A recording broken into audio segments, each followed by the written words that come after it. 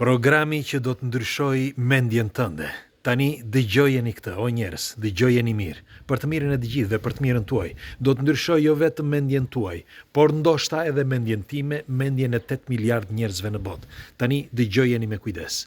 Në vitin 1999 do ta filloj nga ku lindi burimi i këtyre pazarllëqeve dhe këtyre marrëzirave që bën dikush, ata që kontrollojnë delet. Dëgjojeni me kujdes.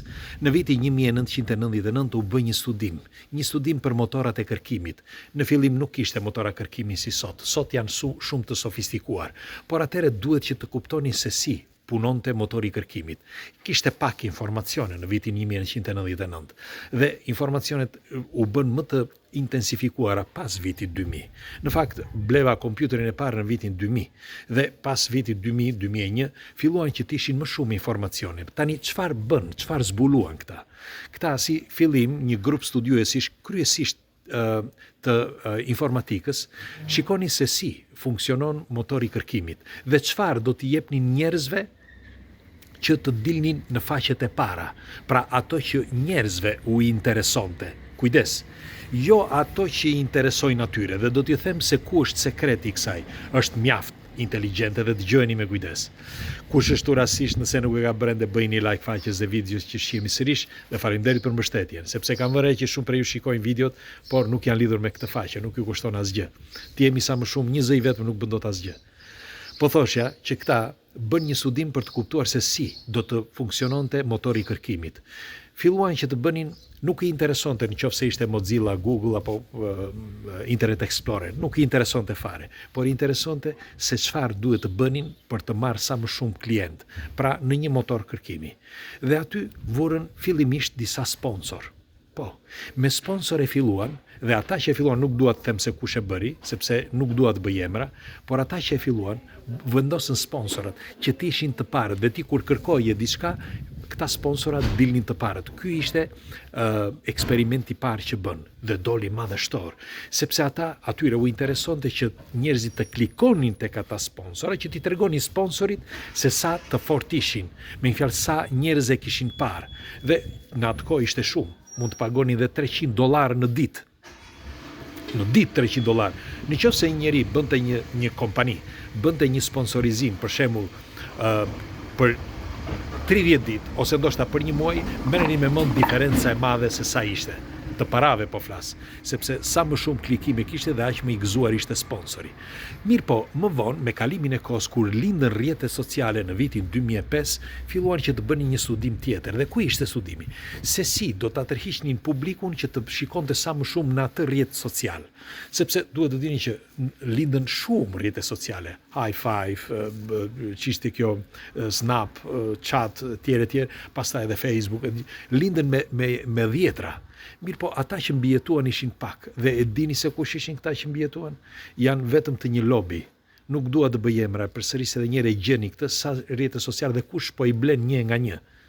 Tani, aty studiuan se si do të qëndronte dikush në rrjetet sociale dhe çfarë bënin. I bën që të tërhiqeshin njerëzit nga rrjetet sociale me anë të disa teknikave, për të parë atë që ati intereson. Për shembull, vajza, ose djem, ose çfarë interesonte publikut më shumë. Dhe qëllonin me një fjalë me ato publicitete aty që ati, pra kush futej në atë moment, t'i dilnin ato faqe që i interesonin. Mirë po, nuk funksionoi dhe aq mirë. Dhe çfarë bën ata? Ata me shumë delikates bën diçka tjetër. Vendosën sponsor, me një fjalë atje ku atyre u interesonte, dhe ishin ato pop-upet që lindën më vonë. Dhe me anë të pop-upeve, ti klikoj aty dhe të çonte në një website tjetër, gjithmonë për para, mbajeni mend. Pastaj, dëgjojeni me kujdes, sepse është tepër komplekse, por është mjaft serioze, kjo që duhet t'ju them tani. Dhe kështu ecën përpara për një farë kohe. Por në vitin 2015, një zotëri nga Kina bëri një shkencëtar, bëri një studim që të vërtetonte nëse ajo që flitej deri në atë kohë, pra për 10 vjet që flitej që në rrjetet sociale funksiononte kështu, ishte e vërtet ose jo. Dhe çfarë bëri ai? Krijoi një mekanizëm, një program, vetëm një program, nga një shtëpi, pa aty në dhomën e tij, në shtëpinë e tij, krijoi një program që të shikonte nëse do të ndryshonte mendimin në njërit, edhe të ishte tej në një kontinent tjetër, me anë të informacioneve që ai shpërndante. Dhe ky mekanizëm bëri që mendja e atij njeriu, pa i thënë asgjë, pa u munduar të bëj asgjë, të bënte atë çka i interesonte këtij, pra këtij që kishte bërë programin. Si? E thjesht.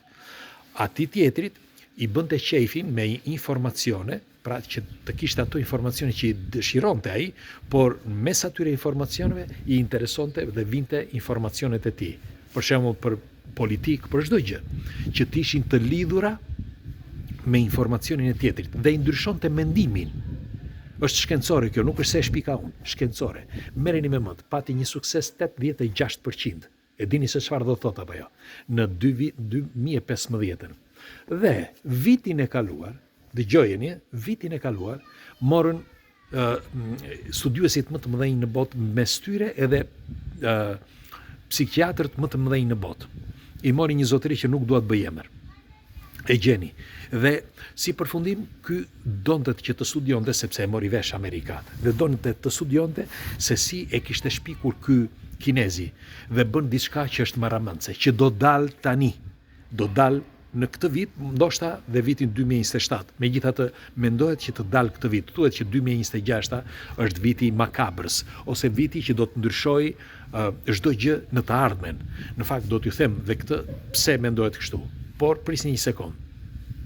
Dhe si përfundim, teksa po përgatisni se si do të bëj ky algoritëm, zgjodhen një njeri që kemi folur dhe këtu, njeri që investon në të gjitha programet në botë, njeri që ka lidhje me FBI-n, me CIA-n, edhe me shtetin, në mbar botën edhe me Vatikanin. Dhe ky zotëri investoi me algoritmin, sepse ka makineri, ka hardware që janë programuar për këtë, mikroprocesor që janë tepër kompleks. Dhe algoritmin e përgatiti së bashku me këta psikologët. Dhe çfarë ndodh tani me këtë algoritmin? Ju, kushdo nga ju, dëgjojeni me kujdes, dëgjojeni për të mirën tuaj, jo njerëz. Kushdo nga ju do të futet tani e tutje dhe algoritmi ju tregon atë çka ti dëshiron. Ti dëshiron një gjë, për shembull, në faqet e para, në çdo lloj kërkimi, në çdo lloj rrjeti social, në TikTok, në YouTube, në Facebook, në çdo vend, ju do të klikoni aty dhe kur të hapet, do të shikoni vetëm atë që juve ju intereson. Pra në faqen e parë, do të përveç se do dalë ajo që ju intereson, por edhe komentet. Do shfaqen komentet që ju interesojnë juve. Duke e ditur, e dini çdo thotë kjo, sepse ata e din shumë mirë mendjen tënde. E din që ti koeficientin intelektiv, si thon, IQ, sa e ke ti intelektin dhe çfarë je përqendruar ti. Dhe çfarë bëjnë me këtë që ta dini? Me këtë ju ndryshojnë mendimin. Për politik, për sociale, për çdo gjë. Pra ju ndryshojnë mendimin dhe bëjnë çfarë tu doj qefi. E thjesht fare, vetëm me një algoritëm. Mos lejoni që t'ju ndryshojnë mendimin. Kam vëre shumë herë, kur flasim këtu për argumenta të ndryshme, ka disa që thonë, Nadir, je shumë i gjatë, Nadir, hikni, vazhdoni punën ju tjerët. Vazhdoni punën, pse jeni këtu nëse nuk ju pëlqen? Mos prisni që t'ju flas si këta që ju detyrojnë, mos prisni, sepse këta ju detyrojnë në mendjen tuaj që të bëjnë si të duan ata, në mendjen tuaj. Dhe ata e kanë nën kontroll mendjen tuaj, ndërsa unë mundohem që t'ju informoj. Atë që se bëjnë këta, atë që se bën kush, unë mundohem t'ju informoj, ndes shkëndien. Kështu që mos lejoni, o njerëz, mos lejoni t'ju ndryshojnë mendimin. Mundohuni që të informojeni aty ku duhet, këtu, mes nesh. Këto janë dritaret vogla për t'u informuar, sepse këtu gjejmë studime alternative. Jo ato që na servirin, jo, sepse ato që na servirin ne nuk e dim si janë. Ata që duan që ti të mësosh në atë forum. Pra, ky algoritmi që ka dalë tani, që do dali së afërmi, do të bëj një revolucion mendor që nuk e keni iden. Dhe do bëj një kontroll total që nuk e keni iden fare. Dhe mendohet që ky do të furnizohet, le themi, direkt nga regjia e bërë nga Dexhalli. Tani, këto janë thashe themet që fliten lart e poshtë, ne nuk e dim këtë, por unë di për këtë që është serioze, që algoritmi që po del tani është në bazë të intelektit të secilit njeri në botë 8 miliard të ndryshme. Dhe atë që do shohësh vetëm ti në ekskluziv asnjë tjetër. Merreni me mend se sa mirë të njohin ty. Mbajeni mend këtë. Unë ja u thash, tani pres komentet tuaja dhe do të dëshiroj ta shpërndani këtë informacion, të lini komentit tuaj dhe të jemi sa më shumë këtu. Të ftoni miqtë tuaj që të shkruan në këtë, të lidhen me këtë faqe, nuk ju kushton asgjë, sepse këtu informohemi. Të paktën unë jam i bindur për këtë që informojmë, por të paktën aq sa jemi, të mund të informohemi sa më shumë, sepse sa më shumë jemi, dhe aq më mirë është. Unë ja u thash, tani pres komentet tuaja. Ditë mbarë.